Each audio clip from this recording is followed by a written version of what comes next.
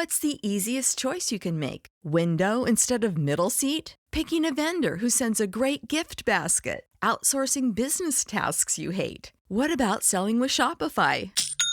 Whether you're selling a little or a lot, Shopify helps you do your thing, however you cha-ching. Shopify is the global commerce platform that helps you sell at every stage of your business. From the launch your online shop stage to the first real-life store stage, all the way to the did we just hit a million orders stage. Shopify's there to help you grow. Whether you're selling scented soap or offering outdoor outfits, Shopify helps you sell. Wherever and whatever you're selling, Shopify's got you covered. Sign up for a $1 per month trial period at shopify.com/try. Go to shopify.com/try now to grow your business, no matter what stage you're in. Shopify.com/try. Fairly often, I get asked questions about how I got started podcasting with the Breaking Math podcast, and I'll often be asked this question by those who are thinking of starting their own podcast. That is, people who are looking to tell a story or share their unique wisdom with a larger audience or their passions, or maybe just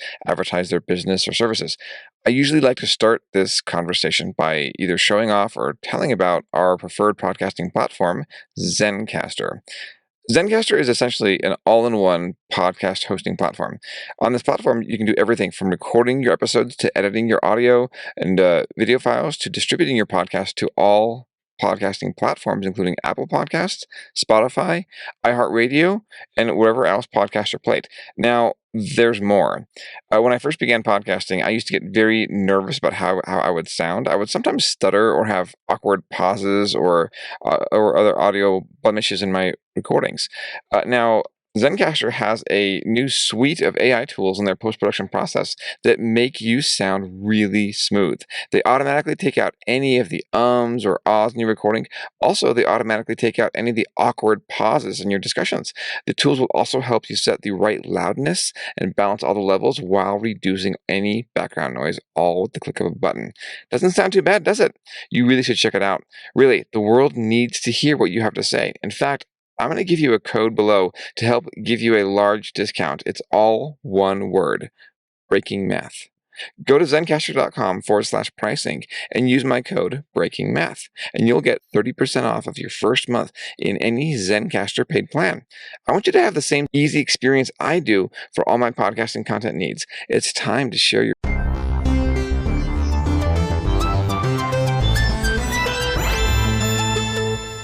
I'm Sofia. And I'm Gabriel. And you're listening to a Breaking Math Problem episode all about bases, and specifically fractional bases. Before we continue, we'd like to go ahead and really quickly plug our Patreon page. We love all of our Patreons. We love your support. Thank you so much. There's several tiers at our Patreon page if you'd like to support us. Oh yeah, and that's patreon.com/breakingmath. Any tier will get you free ad-free, the $1 ad or more ad-free episodes of Breaking Math, and also the outlines for the episodes. We also have a $35 tier where you could get the poster we have on tensors. But if you want, you could get that from our Facebook poster store at facebook.com/breakingmathpodcast and just click on store. Yeah, it's nice that we have that poster, or rather our merchandise is available through multiple outlets. I think with Patreon, it requires a monthly contribution. And the reason why it requires that is actually built in. It's not anything that we did. But on Facebook, it's a one-time purchase. So there's that. Yeah, we did not realize that for a very long time.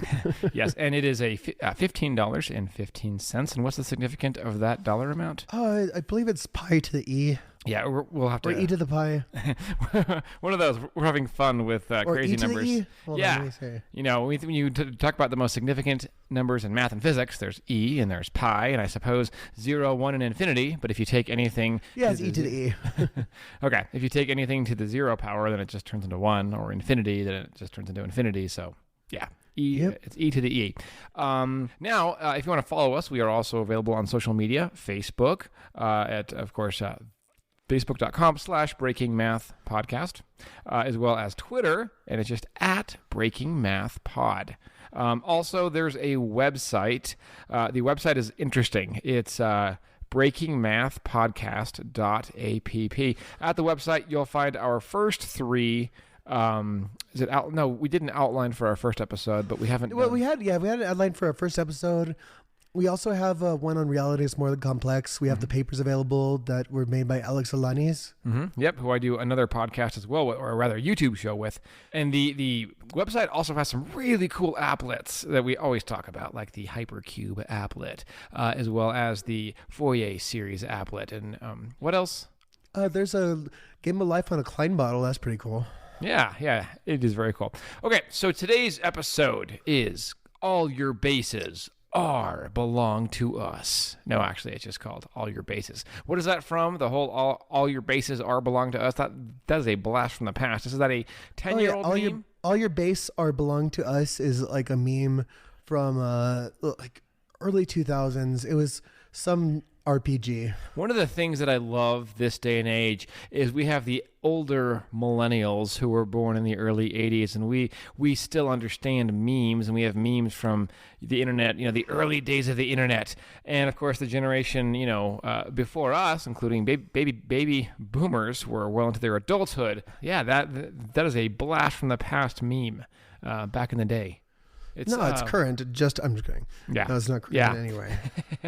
Yep. Pretty soon, I'm sure there'll be a meme museum of sort. I'm sure that thing exists already, right? I mean, there's knowyourmeme.com. Yeah. And I'm sure that they've got stats on memes as well, including things like frequency of use over time, and some memes last longer than others. Yeah, all that actually on Know Your Meme. That would be, oh man, how about a math of Know Your Meme and see if there's any, if one can extrapolate some really rigorous academic data from Know Your Meme. That'd be a great episode, I think. Nonetheless, today's episode, of course, is based on that old meme, All Your Base belong to us. Yeah, and basically, in our last episode, it's episode -201, we talked about this base called base 3 to 2. And base 3 to 2 is, to explain what that means, just really quick, and if this doesn't make sense, just listen to the episode. It means that usually we have base 10 to 1, where we count up to 10, and then when we reach 10 in our digit spot, we augment the place next to it by 1.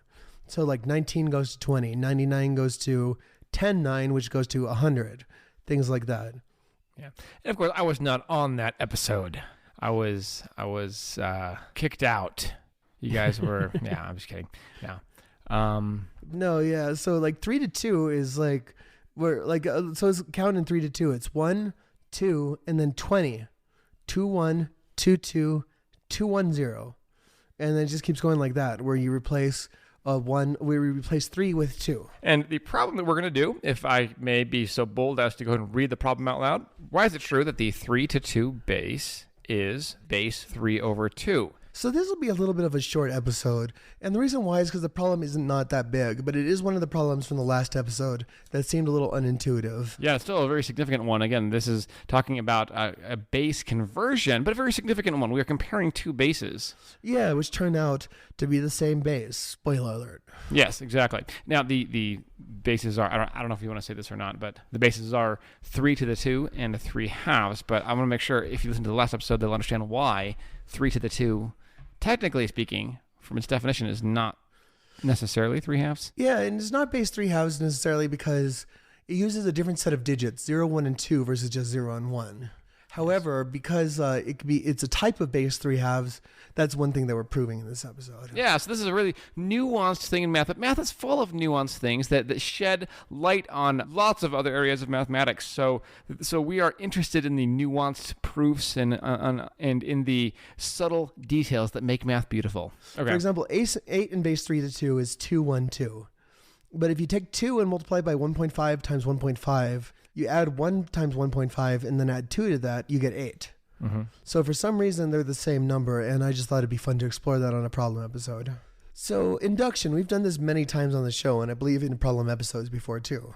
Mm-hmm. Okay, this is a really, really good example of induction. I love this because induction is used very, very frequently. So again, to say what it is that we're about to prove, the proof with dominoes is that if you can topple the first domino, then all of the dominoes following that will topple as well. So basically the way that it works is that you topple the first domino, right? Yes. And then that one falls over. So we know that the first domino falls. Yes. So let's assume every domino up to a certain domino has fallen. Okay. The next domino will inevitably fall. Yes. So therefore, based on those two facts, we know that every domino has fallen. Okay. That's the inductive step. Yes. And it's weirdly an entire step in its own right.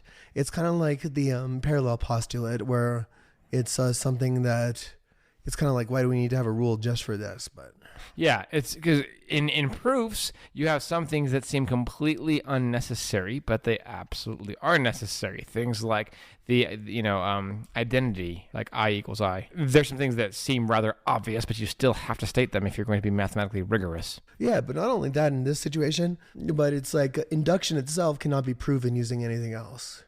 How do you like that? That's crazy. Yeah. Now You just kind of have to accept it. okay. Yeah, one of those things you have to accept. That's also pretty crazy as well.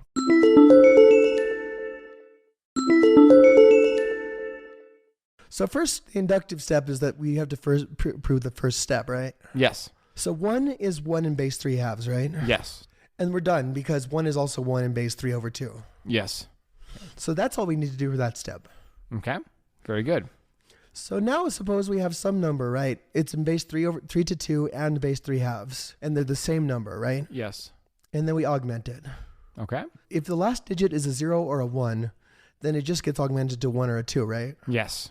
However, if we need to resolve the digit, then we take 3 from the first place and augment 2 in the next place, right? Yes.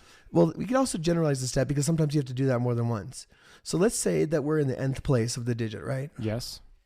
So let's say we have our 2 digits, right? So we have 2 digits. We have D, and right next to it is E. Yes. E is the higher place than D. Yes. D represents, in this case, since it's in base 3 halves and base 3 to 2, right? Mm-hmm. It represents D times 3 halves to the nth power for sub n, right? Mm-hmm.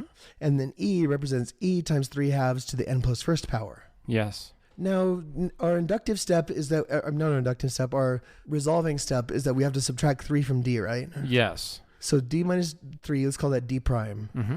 So D prime would represent D minus 3 times 3 halves to the nth power. Mm-hmm. Now we add 2 to E, resulting in some number E prime, where E prime represents E plus 2 to the 3 halves, times 3 halves to the n plus 1. And I will point out in mathematics, you have a lot of ambiguities. And in this case, E does not necessarily mean the number E. It just means a number following D. Oh yeah, in math, you could any symbol means like 80 things. Yes, yeah, exactly. So I didn't want to confuse this. So now, before we resolved it, we have D plus E, right? Yes. And we're going to call that the digit and what they represent, I mean. So what D plus E represent together is D times 3 halves to the nth plus E times 3 halves to the n plus first power. Mm-hmm.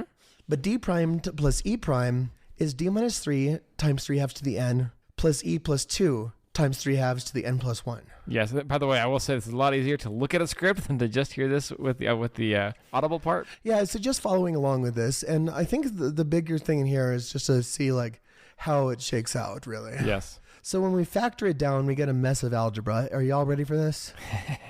Brace yourselves. Here it comes. D times 3 halves to the n minus 3 times 1 half to 3 halves to the n plus E times 3 halves to the n plus 2 times 3 halves to the n plus 1. Woo! Goodness, made it through it. And all we have to do is subtract that D prime plus E prime, what they represent, from D plus E to see if there's been any difference. And it turns out that there's actually no difference between the two. Yeah, exactly. 0 is this difference between D prime plus E prime and D plus E. Oh, okay. Very good. Very good. So therefore, since 1 is 1 in base 3 to 2 and base 3 halves, and if we have any number that's already in base 3 to 2 and base 3 halves, if we augment it by 1, we'll get the same number back. Since we know those two things, we know that base 3 to 2 is a type of base 3 halves, where you use the symbols less than 3, 0, 1, and 2. Now, the reason why we bring this up is because bases have a lot of interesting properties. I mean, you can think of them as being long polynomials, and we have this proof. This proof, but there's another proof out there showing that any real number can be written an infinite number of different ways using integers. If you don't limit the kind of digits you could have, I mean, technically in base 10 we could have what is it in The Hobbit or something? They have their 111st birthday. Yes. Yeah, so you can do this stuff. It's a little bit of abuse of notation, but it turns out that in this base 3 to 2 system, like negative numbers get really weird. Like it turns out that negative numbers go on forever. Wait a minute. Don't negative numbers go on forever in our base 10? Oh, sorry. I meant like not there's an infinite amount, but like negative 2, it has an infinitely long representation. Okay, so negative 2, when you say infinite, are you saying it's irrational? No, it just has an infinite number of digits in it. It's like it like, okay, so for example, 0.1 in this type of base, if it's base 10 Yes. to 1, Yes. would be like 999999999 from infinity all the way to the first digit. Okay, got it. It's really weird. Yeah. By the way, do you remember there was a friend of the show from the early episodes, Zach? Remember Zach from the physics? Oh, yeah. From he does not agree that 0.9 repeated to infinity does equal to 1. He said he will go to his grave fighting that. Well, I don't agree that he'll die, but you know. Yeah. Okay. There you go. Ooh, shots fired. I'll have to hear. Ooh, yeah. Yeah. Wait for his Ooh. response.